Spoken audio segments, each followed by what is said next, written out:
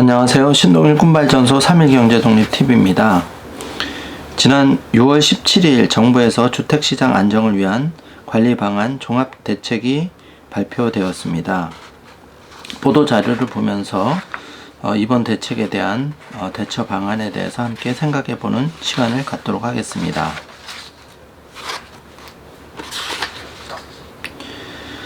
최근 주택시장 동향을 살펴보면 전국 주택 가격은 12.16 대책 후 전반적 안정세를 유지하였으며 서울 주택 가격도 3월 5주부터 9주간 연속 하락하였으나 서울은 최근 하락폭이 지속 줄어들면서 6월 한 주 부합 이후 상승 추세로 전환하였으며 개발호재 인근 지역의 상승세도 동반이 되었습니다. 경기도의 신규 조정 대상 지역 2월 21일 지정 상승폭은 소폭 둔화되었으나 최근에는 안산, 군포 등 비규제 지역 중심 과열 양상이 지속되고 있습니다. 특히 비규제 지역인 안산, 오산, 인천 등은 단기 차익 실현 목적의 매수세로 상승세 유지 중이며 안산은 수도권 지역 중 최고 상승률을 지속하였습니다. 법인 거래 및 갭투자 등도 중과세가 뚜렷했는데 건물, 토지 등 부동산을 구입 후 재판매하거나 임대하는 부동산 매매업, 임대업, 법인이 최근 빠르게 증가하고 있습니다. 법인이 아파트를 매수한 비중도 2017년 1%에서 2019년 3%로 증가하였으며 인천, 청주 등 시장 과열 지역에서 매수 비중이 큰 폭으로 확대되었습니다. 갭 투자에 대해서 살펴보면 보증금을 승계하여 매수하는 갭 투자 비중도 증가 추세입니다. 서울의 경우 2020년 1월 기준은 40.4%인데 2020년 5월에는 52.4%, 특히 강남 4구의 경우에는 2020년 1월에 57.5%에서 5월에는 72.7%로 크게 증가가 되었습니다. 현재 시장 상황을 평가를 해보면 작년 12.16 대책을 통해 대출 세제 등을 보완하고 금년 2월에는 규제 지역을 추가 지정하였고 5월에는 주택 공급 마련 방안 발표, 5월까지 서울 주택 시장은 전반적 안정세를 유지하였으며 연초 수도권 가격 상승을 견인한 일부 지역도 규제 지역 지정 후 안정이 되었다고 보여집니다. 그러나 역대 최저 수준 금리와 급격히 증가하는 유동성에 따라 투기 수의 주택시장 유입 가능성이 큰 상황에서 불안 요인이 여전했고 서울 외곽지역, 수도권 비규제 지역, 일부 지방의 상승세가 지속되고 있으며 일부 규제 지역의 안정세도 재반등을 했습니다. 주택시장 선행지표인 주택거래량이 수도권 기준 전년 대비 2배 가까운 수준으로 지속 증가 중이며 법인 갭투자 증가세도 뚜렷한 상황입니다. 30년 초과 아파트는 일부 단지들의 안전진단 통과 후 호가 상승이 지속되며 개발호재 기대감이 있는 지역의 불안정성이 재현되고 있습니다. GBC 착공 5월 6일, 잠실 마이스 민자격 적격성 조사 통과 5월 28일, 영동대로 지하 복합개발 기대감에 따라 사업부지 인근 지역의 주택가격 상승세가 계속 증가되고 있습니다. 서울 중저가 주택, 수도권 지방 비규제 지역 중심의 시장 불안 요인이 여전하며 서울 고가 재건축 주택의 상승 압력이 가시화되고 있습니다. 최저 수준 금리와 풍부한 유동성에 따른 일부 투기 소유가 지속되는 경우 실소유자의 내 집 마련 기회가 감소가 예상이 됩니다. 투기 소유 근절, 실소유자 보호라는 원칙 아래 주택시장 과열 요인을 차단하고 기존 대책의 후속 조치를 차질 없이 추진합니다. 비규제 지역에 집중되는 투기 소유 유입을 차단하기 위해 수도권 대전, 청주 대부분 지역을 조정 대상 지역, 투기 과열 지역으로 지정하였습니다. 개발 호재로 인하여 상승이 우려되는 서울국제교류협력지구 인근 지역에 대해서 토지거래 허가구역으로 지정을 추진합니다. 갭 투자를 차단하고 실소유자를 보호하기 위해서 규제지역의 주택담보대출, 실소유 요건 및 전세자금대출 규제를 강화합니다. 재건축 안전진단의 투명성과 공정성을 높이고 정비사업 조합원의 분양 조건을 강화하는 등 정비사업 규제를 정비합니다. 과열 요인 차단을 위한 주택시장 안정화 대책을 요약을 해보면 과열 지역의 투기 수요 유입 차단을 위해서 조정 대상 지역을 지정하고 예를 들면 경기, 인천, 대전, 청주 대부분이 이제 조정 대상 지역으로 지정이 되고 투기 과열 지구 지정은 경기, 인천, 대전 17개 지역을 투기 과열 지구로 지정합니다. 또한 토지거래 허가구역 지정을 하였으며 거래질서 조사 체계 강화를 위해 실거래 기획조사를 시행합니다. 주택담보대출 및 전세자금 대출 규제 강화를 통해 규제지역 주택담보대출 및 보금자리론 실거주 요건을 강화하고 전세자금 대출 보증 제한을 강화합니다. 정비사업 규제 정비를 위해서 재건축 안전진단 절차를 강화하고 정비사업 조합원 분양 요건을 강화합니다. 재건축 부담금 제도 개선을 위해 재건축 부담금 복교 징수, 공시가격 현실화에 따른 공시비율 적용 및 재건축 부담금 귀속비율을 조정합니다. 법인을 활용한 투기 수요 근절을 위해 주택 매매 임대 사업자 대출 규제를 강화하며 법인 등 세제를 보완합니다. 종부세율 인상 및 공제 폐지, 조정 대상 지역 신규 임대주택 종부세 과세, 부동산 매매업 관리 강화, 법인 거래 조사 강화를 합니다. 12.16 대책 및 공급대책 후속 조치를 추진하였으며 분양가 상한제 및 12.16 대책 관련 5개 법률을 신속 개정하였고 수도권 주택 공급 기반 강화 방안으로 후속 조치로서 공공참여 가로주택 정비사업 1차 공모 사업지구 선정 및 2차 사업지 공모를 착수 8월 예정입니다. 공공재개발 시범사업 공모 9월, 중공업지역 민관합동사업 공모 9월, 오피스 상가 주거 용도 변경 사업 시범 사업 선정 10월 예정입니다. 대책 발표 후에도 시장 상황을 면밀히 모니터링하여 필요한 경우 세제, 금융, 공급 등 근본적인 시장 안정 방안을 강구할 예정입니다. 자, 그러면 이제 정부 발표 내용을 보고 상세하게 살펴보도록 하겠습니다. 조정 대상 지역 및 투기 과열 지구 지정이 이제 기존은 서울 전 지역에서 경기 전 지역에 이제 그 김포, 파주, 연천, 동두천, 포천, 가평, 양평, 여주, 이천, 용인, 처인, 광주, 초월, 곤지암읍, 도척, 퇴촌, 남종, 외 안성, 일중면, 축산면, 축산, 그리고 인천 전 지역, 강화, 옹진을 제외한 인천 전 지역, 지방은 세종, 행복도시 예정지역만 지정, 대전, 청주 동지역, 오창, 오송읍만 지정입니다. 투기 과열지구는 서울 전 지역, 경기 과천, 성남 분당, 수정, 광명, 하남, 수원, 안양, 안산 단원, 구리, 군포, 의왕, 용인, 수지, 기흥, 화성, 동탄, 이지만 지정합니다. 인천은 연수, 남동, 서구, 지방은 대구, 수성, 세종, 행복도시 예정 지역만 지정, 대전, 동, 중, 서, 유성 지구가 포함이 되었습니다. 투기 과열 지구는 48개 지역인데 서울은 전 지역이고 경기는 과천, 성남 분당, 광명 하남, 수원, 성남 수정, 안양 안산 단원, 구리, 군포 의왕, 용인 수지, 기흥 동탄 이 지구이고 인천은 연수 남동 서, 대전은 동중 서 유성, 대구는 대구 수성, 세종은 세종입니다. 조정 대상 지역은 69개 지역으로서 서울은 전 지역에 해당하고 경기는 과천, 성남 하남, 동탄 2, 광명, 구리 안양 동안, 광교지구, 수원 팔달, 용인지구, 용인수지, 기흥, 수원 영통, 권선, 장안, 안양, 만안, 의왕, 고양 남양주, 군포, 안성 등입니다.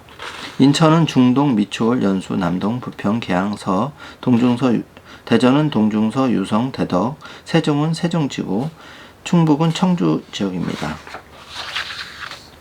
이번 대책 조정대상 지역 투기과열지구 주요 지정 효과에 대해서 살펴보면 조정대상 지역은 금융의 경우 2주택 이상 보유 세대는 주택 신규 구입을 위한 주담대가 금지됩니다. LTV가 0%이며 1주택 세대는 주택 신규 구입을 위한 주담대 원칙적 금지입니다.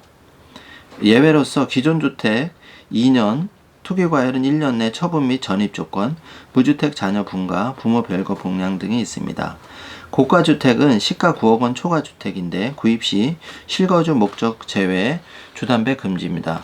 무주택 세대가 구입 후 2년 내 전입 1주택 세대가 기존 주택 2년 내 처분 및 전입 시 이 경우만 허용이 됩니다. LTV 9억 원 이하는 50%, 9억 초과는 30%, DTI는 50%가 조정 대상 지역에 해당이 되고 투기과열지구의 LTV는 9억 원 이하는 40%, 9억 원 초과는 20%, 15억 초과는 0%, 10억 초과면 아예 대출이 안 됩니다. DTI는 40%입니다. 세제 정비 사업을 살펴보면 조정대상 지역의 경우 다주택자 양도세 중과 장기 특별공제 배제입니다. 2주택자 플러스 10%포인트, 3주택자 플러스 20%가 가산이 됩니다. 다만 2020년 6월까지 10년 이상 보유주택 양도 시 중과 배제되며 장기 특별공제가 적용이 됩니다. 분양권도 주택수에 포함이 됩니다. 2주택자 이상 보유자는 종부세 추가 과세가 돼서 플러스 0.2%에서 0.8% 추가 과세가 됩니다.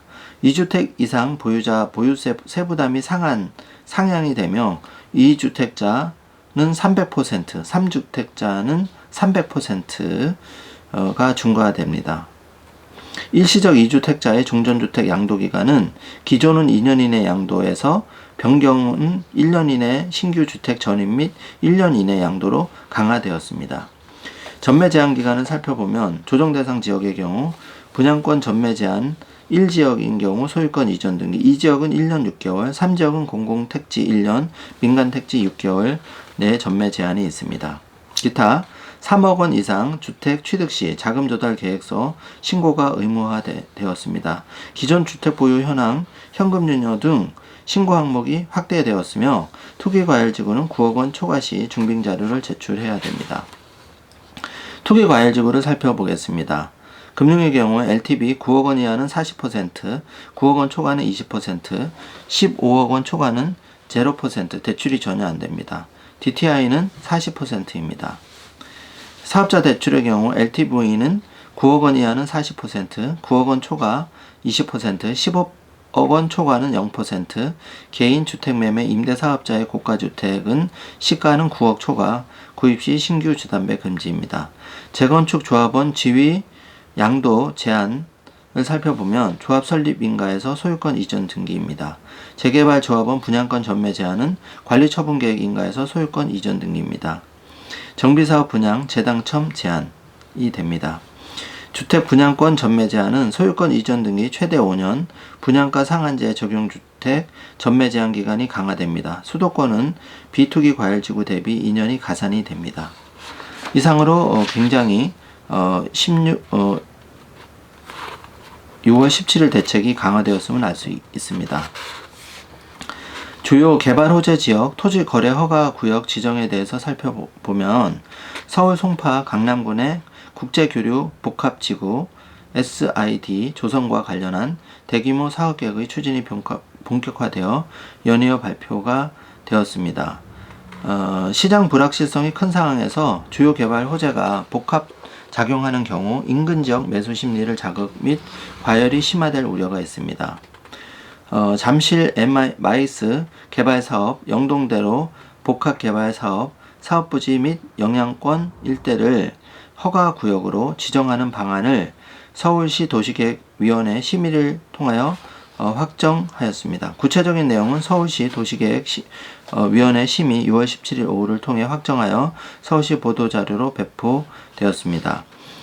지정 효과는 허가 대상 면적 초과 토지, 주택인 경우 대지 지분 면적을 의미하는데 취득을 위한 계약을 체결하고자 할 경우 관할 구청장 허가가 필요합니다. 허가를 받은 경우 일정 기간 허가받은 목적대로 이용할 의무가 발생합니다. 특히 주거용 토지는 2년간 실거주용으로만 이용 가능합니다. 매매, 임대가 금지됩니다.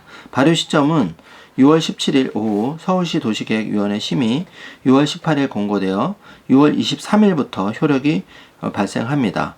공고 5일 뒤에 효력이 발생합니다. 이번 토지거래허가구역 지정 이후 시장과열이 주변으로 확산될 경우에는 지정구역 확대도 적극 검토할 예정입니다.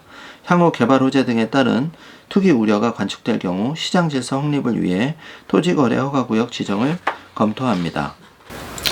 자금조달계획서 제출 대상 확대를 살펴보면 현행은 자금조달계획서 제출 대상이 투기과열지구 조정대상 지역 내 3억 원 이상 주택거래시로 제한되어 있어 투기과열지구 조정대상 지역 내 3억 원 미만 저가주택의 경우 자금 출처 조사 등 실효성 있는 투기소유 점검에 한계가 있었습니다.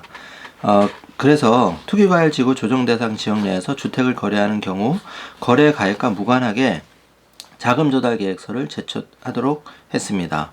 적용 시기는 개정 후 즉시 시행 2020년 9월입니다. 자금조달계획서에 대한 중빙자료 제출 대상이 확대되었는데 투기과열지구 9억 원 초과주택 거래 신고 시 자금조달계획서 기재 내용에 대한 객관적 진위를 입증할 수 있는 중빙자료를 제출해야 됩니다.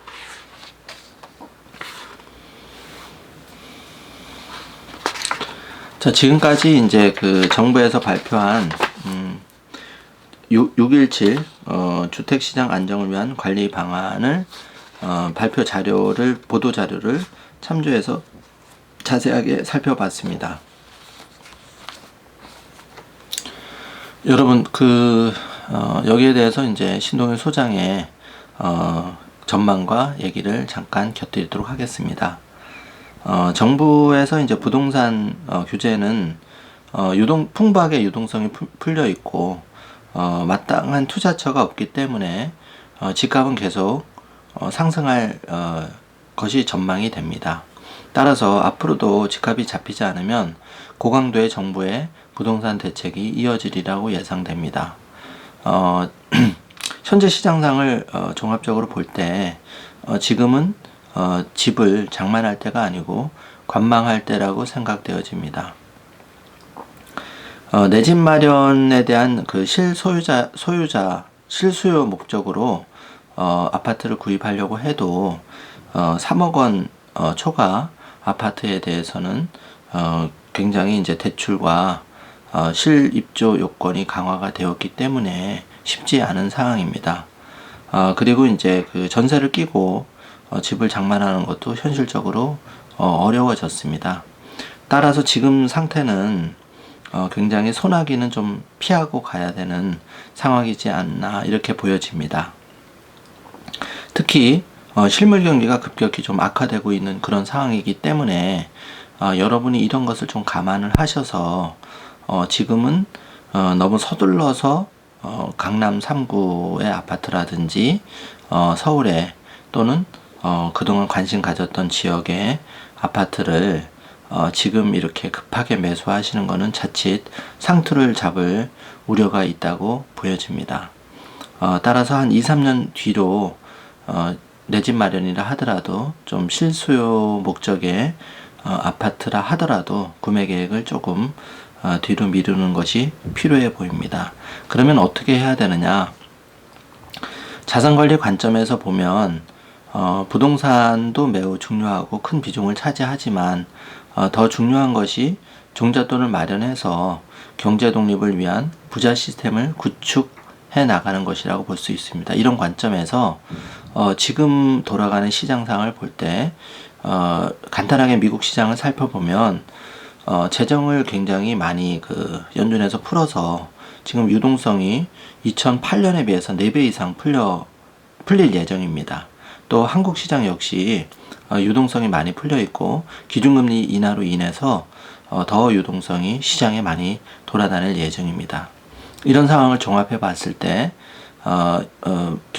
경기는 V자 내지는 그런 반등보다는 W자 한 번 더 침체가 하반기에 오고 다시 반등할 확률이 있다고 보여집니다. 왜 그러냐 하면 지금 나스닥 기준으로 정고점을 이미 돌파를 했기 때문에 한번 시장은 물리적인 조정이 있을 예정이고, 따라서 부동산 실소유자 하더라도 부동산 구매 계획은 조금 뒤로 미루시고 종잣돈을 가지고 시장이 조정받을 때마다 분할 매수 전략을 취하셔서 내년 한 2, 3년 정도까지는 분할 매수 전략을 취하셔서 달러를 기준으로 한 해외 우량 주식 투자에 자산의 10%에서 한 20% 정도는 조금 고려하셨으면 좋을 것 같고, 그 다음에 이제 그 종목 선정에 있어서는 특히 어떤 그런 잡주보다는 글로벌을 이끌고 가는 이런 글로벌